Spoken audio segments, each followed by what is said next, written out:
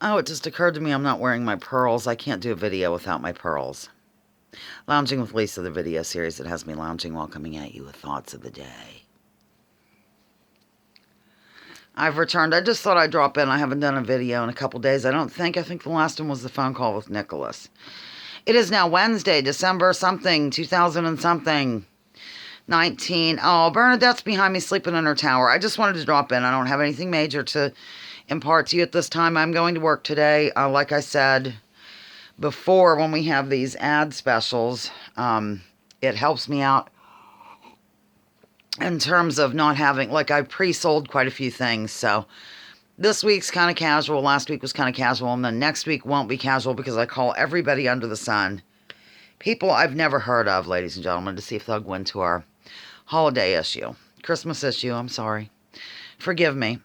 I wrote a column about that recently, the whole deal. I feel paranoid to say happy holidays when I've always said happy holidays since I was younger because I always just thought, is that Mars back there? Yeah, it is.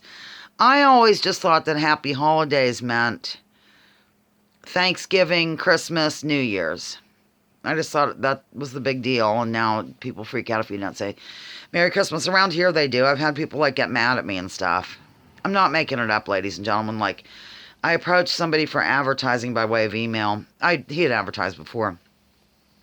And I said, oh, and then our paper, December, blah, blah, blah, is our Christmas paper or holidays or whatever you want to say. You know, blah, blah. You know how I am. I'm pretty casual, even with my clientele.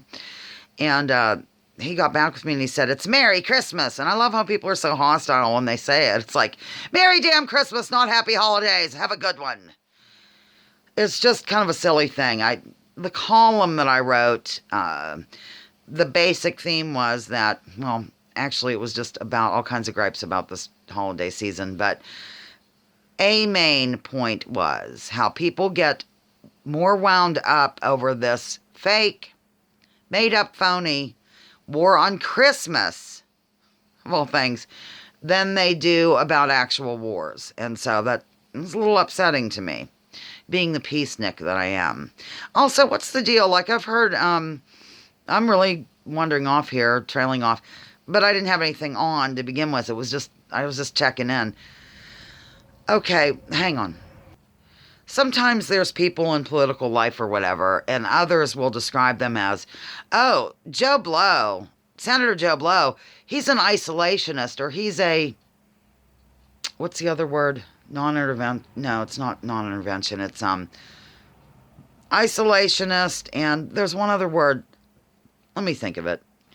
I can't think of it. Non-interventionist, somebody who just keeps to themselves.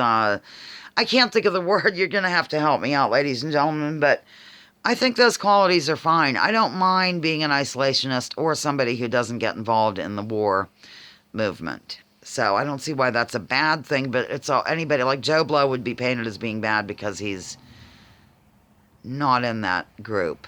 See what I mean? Do I see what I mean? I really don't even know what I mean today. Here's my shirt. So I've been doing some painting. Right now I'm kind of crammed in the corner here in my leggings. Joel couldn't believe I got a pair of these because, well, I was always too heavy really to wear them. So, and I don't really see myself as little, but he was telling me how little I was, and so was Katie. It's odd, I've lost about 40 pounds, but I don't like look in the mirror and say, oh, I'm little, and walk off. But Joel said, my God, you look super small in those pants. So I'm going to wear these every day of my life from now on. Out in public and everything. I am not. I don't think I'd wear leggings in public. How do you feel about leggings in public? They're okay for younger people, I think. Ladies and gentlemen, like 20 and under, 30 and under. Let's give them a break, shall we? So I could whip over and just show you some of my new creations. I might do that. I'm trying to conjure a name for the game that will be launched in the new year pertaining to alternative subjects. I thought of several different things. One of them is ART, A-R-T, Alternative Research Trivia. Another one was CART, Conspiratorial Alternative Research Trivia, and then game, of course, but game wouldn't really be part of the acronym. Is that the right thing? So, yeah, it's going to be about things that are off the beaten path. Oh, I could just call it off the beaten path game. You know, they're going to be things that we don't really hear about at all, and some might deem to be conspiratorial, but for which there is plenty of evidence. It just isn't brought out.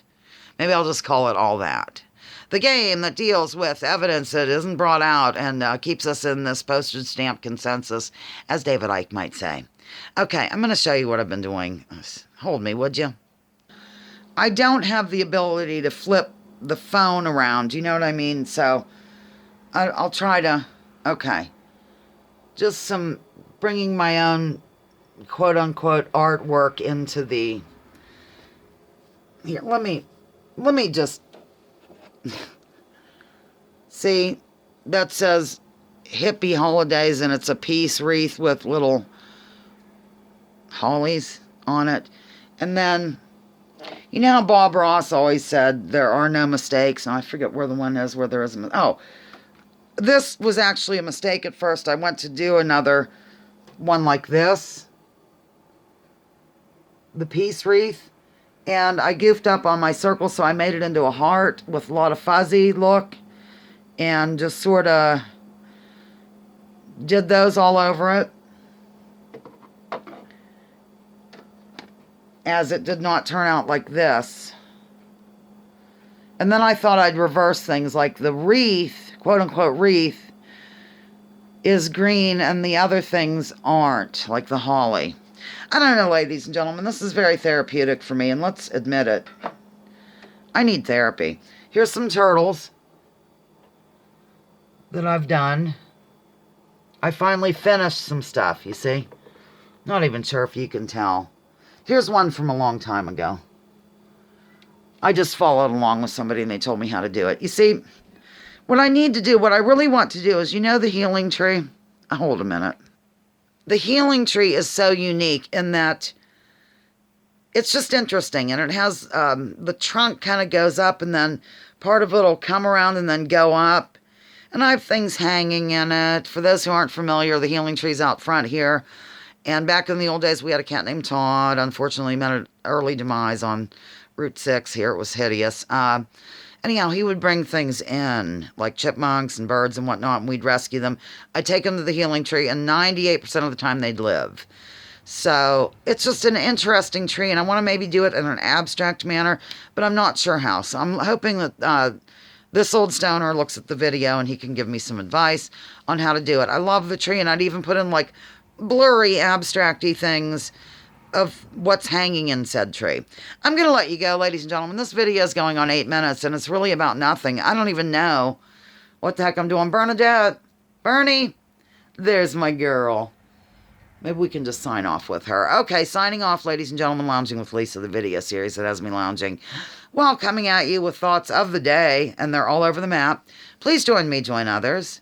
Drop your political identities. Let's focus on issues. Leave labels at that door. Research before you judge. And remember, war is a racket. Don't take my word for it. Check out General Smedley Butler and what he had to say. Bye.